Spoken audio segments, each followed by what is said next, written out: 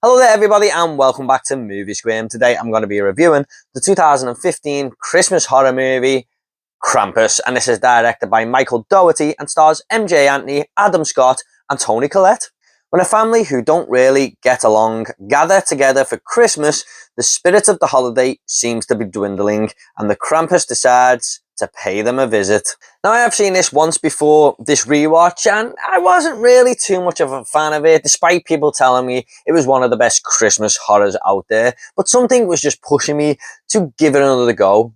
Obviously, with it being Christmas, but I just thought, can all those people be wrong? And I have just watched Trick or Treat for the very first time this year in October, and this has the same director, Michael Dougherty, at the helm, so that was pushing me a little bit more. So I just thought, you know what, this movie deserves a second chance, why not? And just a heads up guys, there will be spoilers ahead in this review.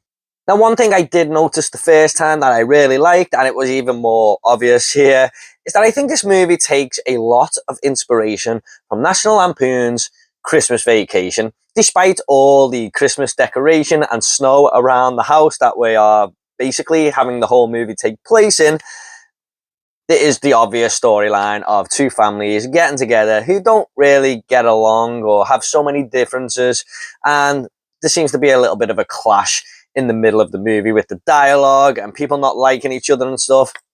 And I just think that this is National Lampoon's Christmas Vacation with a horror twist. I think this movie does have a powerful message that it's trying to get across here, where we've got to remember that Christmas time is a time to be joyful, it's a time to be around loved ones and be merry, and basically in the happy Christmas spirit. Not all fighting at each other, wringing each other's necks, trampling on each other in the shopping mall to get the last TV that's on sale, as this movie's first scene shows, which is a really fun scene, by the way. But once you see that, you get what the movie is definitely trying to get across and what it's going for.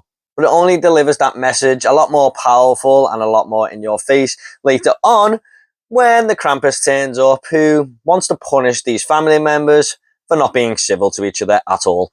I really love how this all starts with this storm that's coming to the neighborhood that really does isolate the family in this home.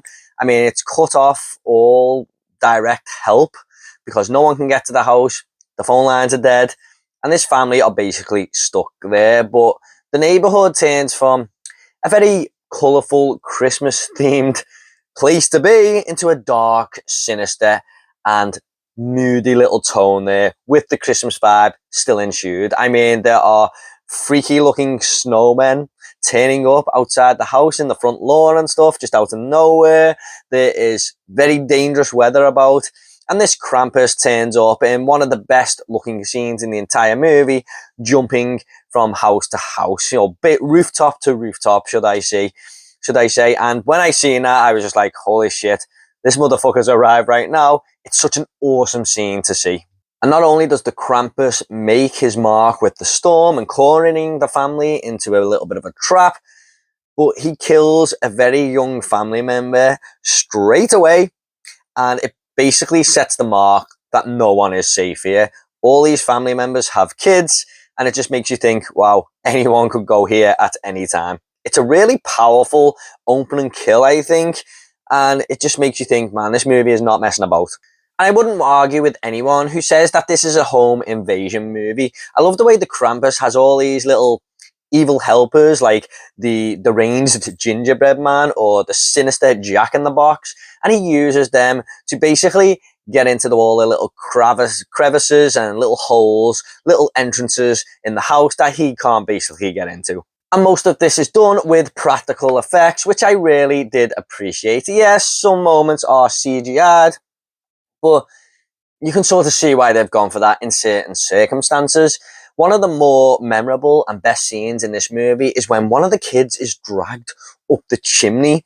And when we get into the attic of the house, we see this Jack-in-the-Box character basically with a child's boot hanging out of his mouth. He is in the middle of devouring this child.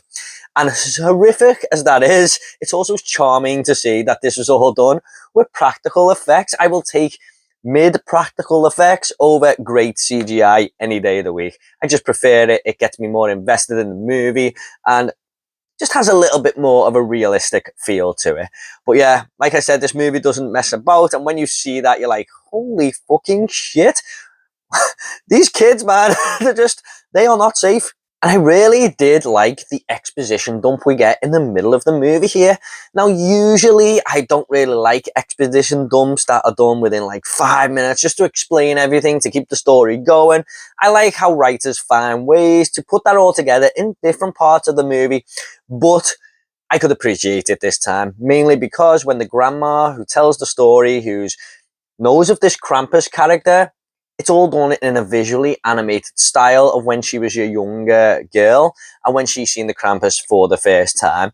But it's just a nice switch up visually, and it gets you fully invested and makes for one of the best scenes in the movie. I know I've said that a few times, but this one is one that really does stand out.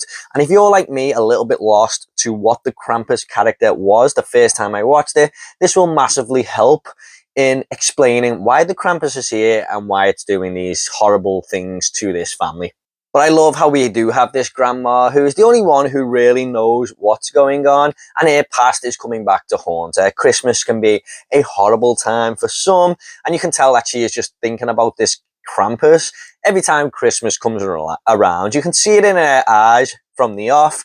But I really love how the young boy, who's sort of the main protagonist of the movie, catches on to that and sort of gets the information from her because he knows something isn't quite up and something is going on the outside of this house. But of course, like National Lampoon's Christmas Vacation, we do have a bunch of wacky characters here. Uncle Howard, who was a real arsehole at first. I couldn't really get into this character at all, but the more the movie goes on, the more of a cooler character he becomes. He's like kind of like Ed in National Lampoon's Christmas Vacation. You can't stand the guy at first, but he only wants the best for Chevy Chase's character, Clark. And I feel like Howard is kind of like that character here. Like I said, I do think this movie takes a lot of inspiration from that film. I may be totally wrong there, but I could just see the similarities. Toni Collette, who is kind of like Beverly Angelo's character in that movie as well, trying to keep the peace within the family, you know, trying to not make sure things get too heated and trying to keep everything calm. With another wonderful performance from her. She is always great. And I do like Adam Scott here as the father of the family, who's basically kicks a bit of ass later on as we get more as the movie goes. At first, I wasn't quite sure on him, but you definitely warm to his character as well. However, there are some characters that just really get on your nerves, and you can't wait for the Krampus and his buddies to basically kill them off.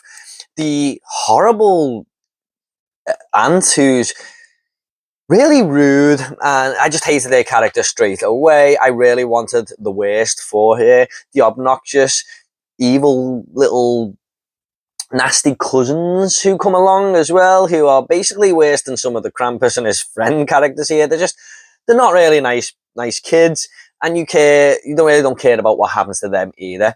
Now, I get that's part of the dynamic here, what it's going for. It's meant to have some of these characters in there, but I really just didn't care about them at all. So there's a handful of characters that I did like and a handful that I didn't, and it is a large contrast, let's put it that way.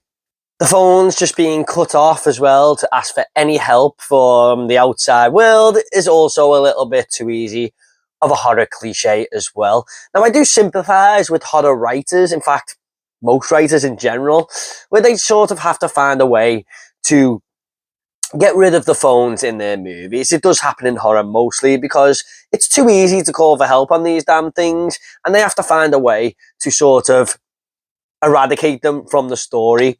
And sometimes they just have to find the simplest of set pieces, I suppose, to make this happen. So it is a minor nitpick calling this a horror cliche, because I don't really know what else they're meant to do, because it's just too easy for these characters to have phones and get out of these situations. So yeah, maybe a bit more thought out, clever writing could combat this, but like I said, it's a minor nitpick. But I gotta say, what an ending this movie has. I actually forgot how this movie ended from the first time I watched it, and the family kind of are spending Christmas Day together. They're all happy.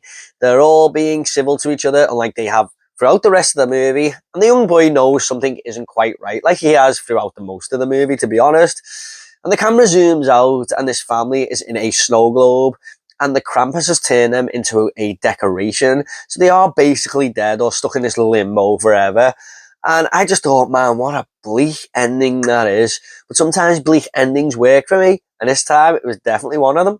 But I gotta say, guys, I enjoyed this movie a hell of a lot more this second time around. I absolutely love when you rewatch movies that you didn't really care too much for, and you see them in a new light, and you have a newfound love for them. And this was definitely the case with Krampus. I can see me watching this for many more Christmases to come. I'm just going to go ahead and rate this movie now. I'm going to give Krampus an 8 out of 10. One of the best horror Christmas movies out there, I feel. And maybe Michael Dougherty should be given some more festive, holiday type horror movies to do, because he did a great job with this and Trick or Treat.